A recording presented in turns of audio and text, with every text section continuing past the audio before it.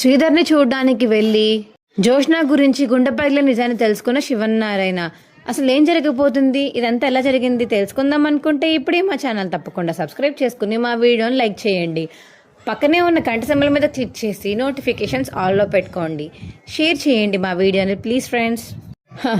నీ తిక్క తీర్చడానికి మా కార్తిక్ గారు ఉన్నాడు కదే, నీ తిక్క వాడే సెట్ చేస్తాడు అని చెప్పేసి ఇక పార్యతం అంటుంటే ఏంటి నా తిక్క సెట్ చేసేది, వాడి తిక్క ముందు వాడు సెట్ చేసుకుంటాడులే అని ఇక జోష్న అంటుంటే వాడికంటూ ఒక లెక్క ఉంది, ఒక తిక్క ఉంది. ఆ తిక్క నీకు ఎక్కించాడంటే మాత్రం నీకు మామూలుగా ఉండదు. అయినా పిల్ల బాతు బచ్చావి, నీకెందుకే ఈ పగలు ప్రతీకారాలు, నోరు మూసుకుని పెళ్లి చేసుకుని వెళ్ళిపోక ఎందుకు నీకు పిచ్చి పిచ్చి పనులు అని చెప్పేసి ఇక పార్యాతం అంటుంటే ఏంటి గ్రాని నీకు బాగా బావ పిచ్చి మగో ఆ దీప పిచ్చి పట్టింది, ఎందుకని వాళ్ళ వెంట తిరుగుతున్నావు, అసలు ఏమైంది నీకు, అసలు నా పార్టీలో ఉండేదాన్ని వాళ్ళ పార్టీకి ఎందుకు వెళ్ళిపోయావు గ్రాని అని చెప్పేసి జోష్న అడుగుతుంటే ఏం చేయమంటావు ఇంకేం చేయమంటావు పోనీ నువ్వే చెప్పు, నీతో ఉంటే నీ ప్లానింగ్స్ ఏమీ నువ్వు నాకు చెప్పవు, నీ అంతటి నువ్వు ఏదో చేసుకుంటూ పోతావు, ఎవరి ద్వారానూ నాకు తెలియాలి, కానీ వీళ్ళ టీంలో ఉంటే వీళ్ళు నన్ను అడిగే ఏమైనా చేస్తున్నారు, దీనికే నేను హెడ్లా అనిపిస్తున్నాను, కాబట్టి నేను వాళ్ళ తరపునే ఉంటాను అని ఇక పార్యతం చెప్పేసరికి నీకు పిచ్చి పట్టింది గ్రాని అని జోష్న అంటుంటే పిచ్చో వెర్రో ఎవరికి ఏది పట్టిందో నాకు బాగా తెలుసు, ఆయన నాకు పిచ్చి పడితే నాకు మంచి పిచ్చే పట్టిందిలే అని చెప్పేసి ఇక పార్యతం అనేసి అక్కడి నుంచి వెళ్ళిపోతుంది. బాగా పిచ్చి పట్టేసింది గ్రానీకి, ఏమైందో ఏంటో కానీ తట్టుకోలేకపోతున్నాం అనుకో. గ్రాని ఆలోచించే పద్ధతి కానీ అన్నీ వాళ్ళకి అనుకూలంగానే ఉన్నాయి. అసలు ఏం పెట్టిందో ఈ మందు పెట్టిందో దీప ఏంటి అని చెప్పేసి ఇక జోష్న అయితే తనలో తాను మాట్లాడుకుంటూ ఉంటుంది. ఇక దీప అయితే వంటగదిలోకి వెళ్ళి వంట చేసుకుంటుంటే అప్పుడే జోష్న వెళ్తుంది ఇక దీప దగ్గరికి. ఏం దీప, మా గ్రానీని ఏం చెప్పి మార్చావు నువ్వు, అసలు నా మాటే వినడం లేదు, నాతో ఉండడం లేదు, అస్తమానం నీతోనే ఉంటుంది, నీతోనే తింటుంది, ఏమైంది అసలు అని చెప్పేసి ఇక జోష్న అడుగుతుంటే ఏమవ్వడం ఏంటి నన్ను అడుగుతావేంటి నువ్వు అని చెప్పేసి ఇక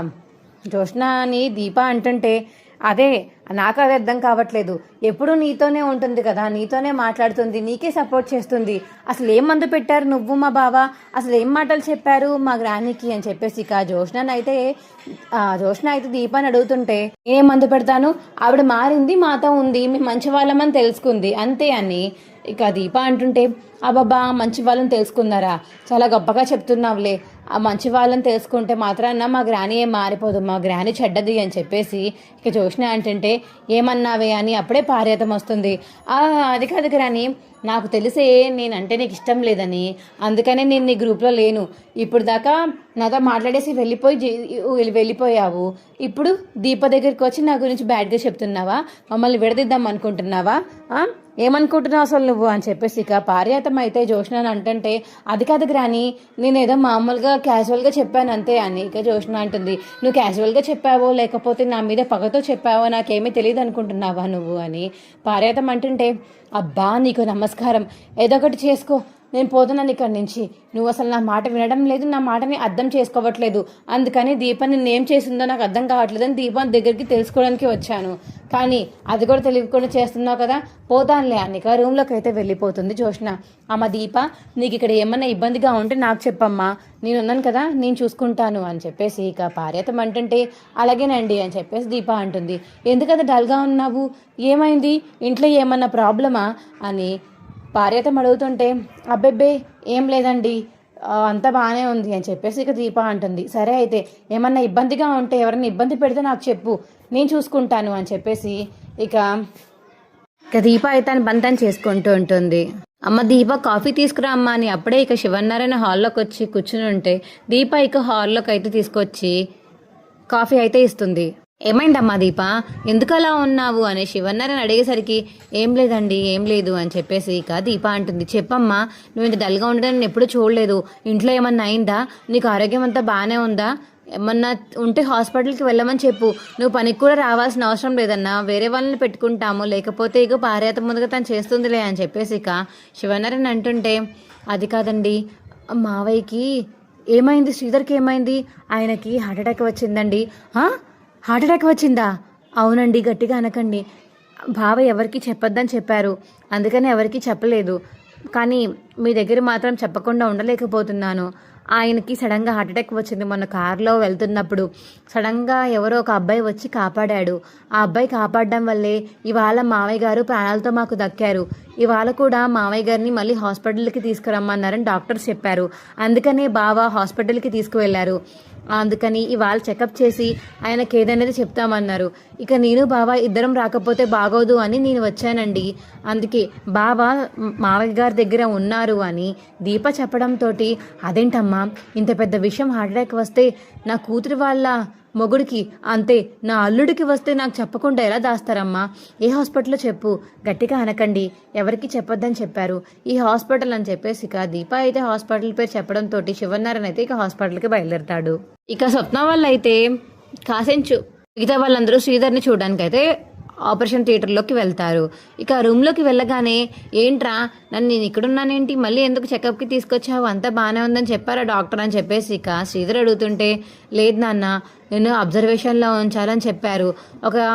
10 రోజులన్నా అబ్జర్వేషన్లో ఉంచి చూసి ఆ తర్వాత మీకు అంతా సెట్ అయ్యిందంటేనే ఇంటికి తీసుకెళ్ళమన్నారు, లేకపోతే ఆపరేషన్ చేయాలంట అని చెప్పేసి ఇక కార్తిక్ చెప్పడంతో, నాకెందుకు రా ఆపరేషన్, నేను బాగానే ఉన్నాను కదా అని శ్రీధర్ అంటుంటే, లేదు నాన్న నీ హార్ట్ వీక్గా ఉందంట, నువ్వు స్ట్రాంగ్గా ఉండాలి, నువ్వు ఇన్ని రోజులు మాతో గొడవపడి నవ్వుతూ ఉంటే నీ హార్ట్ చాలా స్ట్రాంగ్ అనుకున్నాను నాన్న, కానీ మా వల్ల ఆలోచించి నీ హార్ట్ ఎంత వీక్ అయిపోతుందని నేను కళ్ళ కూడా అనుకోలేదు నాన్న అని చెప్పేసి కార్తీక్ అంటే, రే ఆ డాక్టర్స్ ఏవో చెప్తున్నారు కానీ అన్నీ నమ్మాల్సిన అవసరం లేదురా, నేను స్ట్రాంగ్గానే ఉన్నాను, మీ అందరూ హ్యాపీగా ఉంటే అంతకుమించి నాకేం కావాలి చెప్పు, ఈ ఆపరేషన్స్ ఏమీ అవ్వ అవసరం లేదు, కానీ నేను బాగానే ఉంటాను, మీరేం టెన్షన్ పెట్టుకోకండి అని శ్రీధర్ అంటాడు. సరే నాన్న ఏం టెన్షన్ పెట్టుకోంలే అని కార్తీక్ అంటుంటే, నాన్న నువ్వు నా వాళ్ళే టెన్షన్ పడుతున్నావు కదా, నేను కాశీ ఒకటైపోయాం నాన్న, ఇదిగో చూడు నేను కాశీ మళ్ళీ పెళ్లి చేసుకుందాం అనుకుంటున్నాము, నువ్వేం టెన్షన్ పడాల్సిన అవసరం లేదు నాన్న, కాశీ మీద ఏదో చిన్న కోపం వల్ల అలా చేశానే, కానీ కాశీ ఇప్పుడు మారిపోయాడు కాబట్టి తను మారడం నాకు అర్థమైంది, నేను కూడా బుద్ధి తెచ్చుకున్నాను, కాశీతోనే ఉందాం అనుకుంటున్నాను అని ఇక స్వప్న చెప్తుంది. చాలమ్మా చాలా సంతోషం, మీ ఇద్దరు కలిసి ఉంటే అంతకు మించి ఇంకా నాకేం కావాలి అని చెప్పేసి శ్రీధర్ అంటుంటే,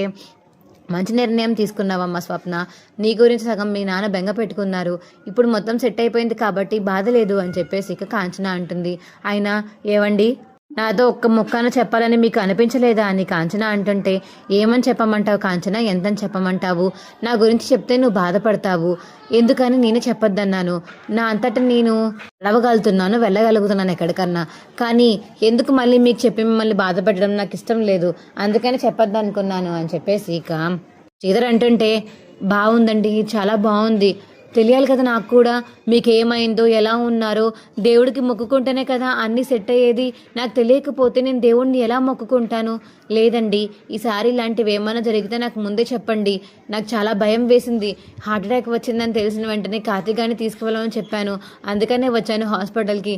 ఈసారి ఏమన్నా అయితే చెప్పకుండా ఉండకండి, నేను తట్టుకోలేను అని కాంచన అంటుంటే, సరే కాంచన బాధపడకు, నువ్వేం బాధపడకు అర్థమవుతుందా అని చెప్పేసి ఇక అందరూ మాట్లాడుతూ ఉంటారు శ్రీధర్ తోటి. అప్పుడే ఇక శివనారాయణ రావడంతో అందరూ ఇక శివనారాయణ చూసి ఒకసారికి షాక్ అయిపోతారు. ఏంటి నాన్న మీరు వచ్చారేంటి హాస్పిటల్కి అని కాంచన అడుగుతుంటే, ఏంటమ్మా నాకు తెలియకూడదా, అల్లుడికి ఇలా ఉందని నాకు తెలియకపోతే ఎలాగా, నాకు తెలియాలి కదా, అల్లుడు పాపం ఎంత బాధపడుతున్నాడో నాకు తెలియకపోతే నేను హాస్పిటల్కి ఎలా వస్తాను చెప్పు, వాడికంటూ కొంచెం ఉన్నది మనమే, ఎవరున్నారు వాడికి, నేను రావద్దా, నేను చూడొద్దా నా అల్లుడు ఎలా ఉన్నాడో చెప్పాలి కదా మీరన్న హార్ట్ స్ట్రోక్ వచ్చినప్పుడు అని చెప్పేసి ఇక శివనారాయణ అంటుంటే, అసలు నీకెవరు చెప్పారు నాన్న, నాకు దీప చెప్పింది, దీప ముఖంలో ఏమాత్రం సంతోషం లేదని చెప్పేసి దీపని గట్టిగా అడిగేసరికి దీప ఇలా మావయ్యకి బాగాలేదు హార్ట్ స్ట్రోక్ వచ్చిందని చెప్పింది. అప్పటికప్పుడు ఇక హాస్పిటల్ పేరు కనుక్కొని నేనే బయలుదేరి వచ్చేసాను, మీరు దీపాన్ని ఏమనడానికి వీల్లేదు, చెప్పమన్నాను కాబట్టి తను చెప్పింది, అయినా రే హార్ట్ అటాక్ వస్తే చెప్పడం మానేసి దాచుకుంటారేంట్రా మీ ఇంట్లో అని ఇక శివనారాయణ అడుగుతుంటే, మాకున్న టెన్షన్స్ మీకున్న టెన్షన్స్ చాలు కదా తాత, మళ్ళీ విడిగా ఇవన్నీ చెప్పి మిమ్మల్ని అటు ఇటు తిప్పించడం ఎందుకు, అస్నా జోష్న వల్ల మీరు సఫర్ అవుతున్నారు, మొన్నే అత్తయ్యకి ఆపరేషన్ అయ్యింది, ఇవన్నీ తెలుసు కదా నాకు, మళ్ళీ మా నాన్న గురించి చెప్పి మిమ్మల్ని టెన్షన్ పెట్టడం ఎందుకని చెప్పలేదు అని చెప్పేసి ఇక శివనారాయణకి కార్తీక్ చెప్పేసరికి, రే ఏంట్రా ఇది, ఏ ప్రాబ్లం అయినా ప్రాబ్లమే, ఇలా మీ ఇంత పెద్ద ప్రాబ్లంలో ఉంటే నేను రాకుండా ఎలా ఉంటాను, అసలే నాకు నా కూతురు అంటే చాలా ఇష్టం. అలాంటిది వాళ్ళ భర్తకి ఇలా అయిందంటే నేను బాధపడినా నిజంగా పాపం చాలా బాధేసింది. ఒకేసారి వినగానే బయలుదేరిపోయి వచ్చేసాను అని శివన్నారాయణ చెప్పేసరికి సరే తాతయ్య మాట్లాడుకోండి మీరైతే, మేము బయటికి వెళ్తాము అని చెప్పేసి అందరూ బయటికి వెళ్ళిపోతారు. అప్పుడే ఇక శివన్నారాయణ ఆపి కాశీని పిలుస్తాడు శ్రీధర్. అయితే ఏంటి మావయ్య అని చెప్పేసి ఇక కాశీ అడుగుతుంటే మీరందరూ వెళ్ళండి, కాశీ నాకు కావాలి ఇప్పుడు అని చెప్పేసి ఇక శ్రీధర్ చెప్పడంతో కాశీ ఎందుకు, నేను మాట్లాడుతున్నాను కదా అని శివనారాయణ అంటుంటే లేదు మావయ్య మీకు ఒక విషయం చెప్పాలి అని చెప్పేసి శ్రీధర్ అంటాడు. కాశీ నేను తెమ్మన్నాను తెచ్చావా అని చెప్పేసి ఇక శ్రీధర్ అడుగుతుంటే తెచ్చాను మావయ్య, ఫైల్సే కదా ఇస్తాను ఉండండి అని చెప్పేసి ఇక బ్యాగ్లోంచి అయితే ఫైల్స్ తీసి కాశీ అయితే శ్రీధర్కి ఇస్తాడు. మావయ్య గారు ఒకసారి ఫైల్స్ చూడండి, ఇప్పుడు ఎందుకు ఈ ఫైల్స్ అన్నీ, నువ్వు అసలుకి నీకు హెల్త్ బాగాలేనప్పుడు ఈ ఫైల్స్ అన్నీ ఎందుకు తీసుకొచ్చి అసలు హాస్పిటల్కి, ఏవయ్యా కాశీ నీకన్నా ఉండాలి కదా, మీ నాన్న మీ మావయ్యకి ఇలా ఒంట్లో బాగాలేనప్పుడు కూడా ఫైల్స్ పట్టుకుని ల్యాప్టాప్ పట్టుకుని ఆఫీస్ చుట్టూ తిరుగుతావా, అసలు ఎందుకు ఇలా తిరుగుతున్నావు అని చెప్పేసి ఇలా చేస్తున్నారు అని చెప్పేసి ఇక శివనారాయణ తిడుతుంటే ఇది అసలు మీకు సంబంధించిందేనండి, ఇది వర్క్ సంబంధించింది కాదు, మీ కంపెనీలో ప్రాఫిట్స్ అన్నీ ఎలా పోతున్నాయో తెలుసుకోవడానికి అని చెప్పేసి నేను CEO అయ్యాక చూశాను, మీకు ఎందుకు లాస్ వచ్చింది, ఇన్ని ఇయర్స్ బాగా రన్ అయిన కంపెనీ ఇప్పుడు ఎందుకు లాస్ వచ్చిందో తెలుసుకున్నాను, ఈ ఫైల్స్ చూస్తే అసలు లాస్ ఎందుకు వచ్చింది, ఆ లాస్ వచ్చిందా లేదా లేకపోతే ఎవరన్నా క్రియేట్ చేశారా, వచ్చిన అమౌంట్ అంతా ఏమైపోయిందో మీకు ఈ ఫైల్స్ చూస్తే తెలుస్తుంది అని శ్రీధర్ చెప్పేసరికి సరే అయితే చూస్తాను అని చెప్పేసి ఇక శివనారాయణ అయితే ఫైల్స్ చూస్తాడు. ఆ ఫైల్స్ అంతా చదివేటప్పటికి ఇక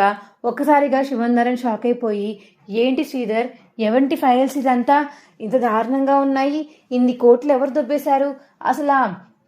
మనసు ఎలా వచ్చింది వీళ్ళకి, 2,30,00,000 స్కామా, అసలు ఎవరు వీళ్ళు అని చెప్పేసి ఇక శివనారాయణ అడిగేసరికి నెక్స్ట్ పేజ్ తిప్పండి సార్, నెక్స్ట్ పేజ్ ఫైల్స్ కూడా చూడండి, మీకు తెలిసిపోతుంది అసలు అమౌంట్ ఎందులోకి ట్రాన్స్ఫర్ అయిందో, అన్ని అమౌంట్స్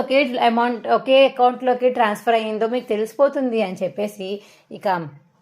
శ్రీధర్ మరియు కాశీ చెప్పడంతో అవునా అని చెప్పేసి ఇక ఫైల్ మొత్తం చూస్తాడు శివనారాయణ. ఆ ఫైల్ చూస్తాడికి లాస్ట్లో ఇక జోష్న అకౌంట్ ఉండడంతో తన పేరు సెకండరీ అకౌంట్ ఉండడంతో ఏంటి జోష్నకి 2 అకౌంట్ ఉందా, ఆ అకౌంట్లో 2,00,000 కోట్లు 2 కోట్లు విడిగా ఉన్నాయా, అంటే ఇదంతా చేసింది స్కామ్ జోష్ననా, జోష్న సీఈఓగా ఉన్నప్పుడు కంపెనీ ఎందుకు డౌన్ఫాల్ అయిందో ఇందుక 2 కోట్లు తినేసిందా, అందుకేనా డౌన్ఫాల్ అయిపోయింది కంపెనీ, ఇప్పటిదాకా గమనించలేకపోయాను శ్రీధర్ నేను అని శివనారాయణ అంటుంటే మీరేంటి నేనే గమనించలేకపోయాను, షేర్ హోల్డర్స్ మన పార్ట్నర్స్ ఎవరన్నా చూసి మనకు చెప్పుంటే మనకు తెలిసేది, కానీ వాళ్ళెవరికీ తెలియకుండా మేనేజ్ చేసింది జోష్న, మేనేజ్ చేసి తనకు మాత్రమే తెలిసేలా ఉంచుకుంది, సడన్గా తనని CEO పోస్ట్లోంచి తీస్తారని తను ఊహించలేకపోయింది, ఆ CEO పోస్ట్లోకి నేను వచ్చాను కదా, తన సీక్రెట్స్ అన్ని నాకు తెలిసిపోయాయి, లేకపోతే తను గుట్టుగా దాచుకునేది, లేకపోతే డిలీట్ చేసేసేది, తను డిలీట్ చేయలేదు కాబట్టి ఇప్పుడు ఆ ఫైల్స్ ఉన్నాయి నా దగ్గర ఉన్నాయి, అవి ఇప్పుడు మీ చేతిలో పెట్టాను, మరి మీరు ఏ నిర్ణయం తీసుకుంటారో మీ ఇష్టం మామయ్య గారు అని చెప్పేసి శ్రీధర్ చెప్పడంతో ఇంత పెద్ద మోసం చేశాక ఇంకే నిర్ణయం తీసుకుంటాను శ్రీధర్, నేను చెప్తాను ఇంటికి వెళ్ళాక దాని సంగతి చెప్తాను అని చెప్పేసి శివనారాయణ అంటుంటే కానీ సుమిత్ర ముందు కొంచెం జాగ్రత్తగా మాట్లాడండి, తనకి మొన్న సెట్ అయింది కదా, లేదు సుమిత్ర బాగానే ఉంది, ఈ నిజం తెలిసాక సుమిత్ర 2 పీకుతుంది జోష్నని, చూస్తూ ఉండు అని చెప్పేసి ఇక అక్కడి నుంచి వెళ్ళిపోతాడు శివనారాయణ. అయితే ఏంటి నాన్న తాతయ్య చేతిలో 2 ఫైల్స్ ఉన్నాయి ఏంటవి అని చెప్పేసి ఇక కార్తిక్ లోపలికి వచ్చి అడుగుతుంటే అవి జోష్న గుట్టు మొత్తం బయట పెట్టేశాను, రేపొద్దున నాకేమన్నా అయితే నువ్వు బయట పెట్టావరా, నాకు నీ గురించి తెలుసు, అందుకనే నేను బయట పెడతామని చెప్పేసి ఇలాగా నేనే పెట్టేశాను బయట, మీ తాతయ్య చూసుకుంటారులే ఇంకా అని చెప్పేసి ఇక శ్రీధర్ అంటుంటే అదేంటి నాన్న నాకు ఇస్తే నేను చూసుకుంటాను కదా, నేను అన్ని బయట పెడతాను కదా అని ఇక కార్తిక్ అంటుంటే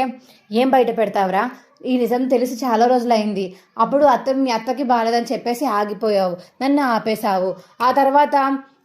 నన్ను జైల్లో పెట్టడం ఇవన్నీ జరిగాయి, అవన్నీ టెన్షన్లో పడిపోయి మొత్తం మర్చిపోయి వదిలేసాము, ఇప్పుడు కూడా వదిలేస్తే ఇక జోష్న ఆగడాలు ఆపలేంరా, ఎలాగో నన్ను CEO పోస్ట్ నుంచి తీయించేద్దామని ప్లాన్ చేసింది, కానీ అది కుదరలేదు, ఇప్పుడు కూడా ఏదో ఒకటి చేస్తుంది, తన గురించి నాకు నిజం తెలుసు కాబట్టి, అందుకనే నేను నిజం చెప్పకుండా చచ్చిపోదామని అనుకోలేదు, అందుకనే శివనారాయణ గారికి మొత్తం ఫైల్స్ తీసుకొని చేతిలో పెట్టేశాను, ఇక ఆయన ఇష్టం, ఆయన ఏం చేసుకుంటారో ఎక్కడ ఉంటారో ఏం చేస్తారో ఇక ఆయన ఇష్టం అని చెప్పేసి ఇక శ్రీధర్ చెప్పడంతో నాన్న ఇంకా నిన్ను ఆపలేము, తాతయ్యకి ఇచ్చేసావు కదా, ఇక తాతయ్య చూశారు కాబట్టి ఇంకెవరు ఆపలేరు ఆయన్ని, ఇంకా ఆయన జోష్న పని అయిపోయినట్టే అని కార్తిక్ అయితే శ్రీధర్తో అంటాడు. ఇక శివనారాయణ అయితే కోపంగా ఇంటికి వెళ్ళి ఇంక ఇంట్లో వాళ్ళందరినీ బయటికి పిలుస్తాడు. ఏంటి మావయ్య గారు ఏమైంది అని ఇక సుమిత్ర అంటుంటే, ఏదమ్మా నీ కూతురు, ఒకసారి నీ కూతురిని పిలువు అని చెప్పేసి ఇక శివనారాయణ అంటాడు. జోష్న జోష్న అని చెప్పేసి పిలవడంతో చెప్ప మమ్మీ, ఏం లేదు కిందకి రా అనేక సుమిత్ర చెప్పడంతో కిందకైతే వస్తుంది జోష్న. ఏంటి మమ్మీ మీ తాత పిలిచారు, ఏంటి తాత ఎందుకంత కోపంగా ఉన్నావు, ఈ ఫైల్స్ ఏంటి ఏమైంది అని జోష్న అడిగేసరికి, ఈ ఫైల్సా ఒకసారి చూసి ఎవరి ఫైల్స్ నువ్వే చెప్పు, నీ కంపెనీ గురించి బాగా తెలుసు కదా చూసి చెప్పు అనేక శివనారాయణ చెప్పేసరికి, ఆ సరే తాత అని చెప్పేసి ఇక జోష్న అయితే ఫైల్స్ చూసి, అమ్ము ఇవి నా ఫైల్సే, తాత చేతికి చిక్కాయా, దొరికేశాను, అడ్డంగా దొరికేశానని ఇక ఒళ్ళంతా చెమటలు పట్టేసి భయపడిపోతూ ఉంటుంది జోష్న. తాత అది ఏంటి జోష్న, ఫైల్స్ చూసి ఎవరివో చెప్పమంటే ఇలా మాట్లాడతావేంటి, ఏమైంది జోష్న అని చెప్పేసి ఇక సుమిత్ర అంటుంటే, ఏమవుతుంది ఆ ఫైల్స్ దానివి కాబట్టే, దాంట్లో ఏమున్నాయి అని ఇక సుమిత్ర మరియు దశరథ అయితే లాక్కొని ఇక చూడటంతో ఒకసారిగా అందరూ షాక్ అయిపోతారు. అంటే ఏంటి, ఇన్ని రోజులు కంపెనీలో లాభాలు మొత్తం నువ్వే తింటున్నావా, అసలు ఏం జరిగింది ఇదంతా, అసలు ఎలా తిన్నావు, ఎందుకు తిన్నావు నువ్వు, ఎంతైనా నీకు ఆస్తి రాసివ్వమన్నామని చెప్పేసి ఇలా చేస్తావా, అయినా ఇది ఆస్తి రాకముందు డేట్ కదా, ఆస్తి మీ నాన్న వీలునామా మార్చకముందు డేట్ కదా, అంటే నువ్వు దీనికి ముందే ఇలా చేసావా, అసలు ఎందుకు జోష్న ఇదంతా చేసావు అని చెప్పేసి ఇక సుమిత్ర అంటుంటే, ఏం చేయమంటారు నాన్న,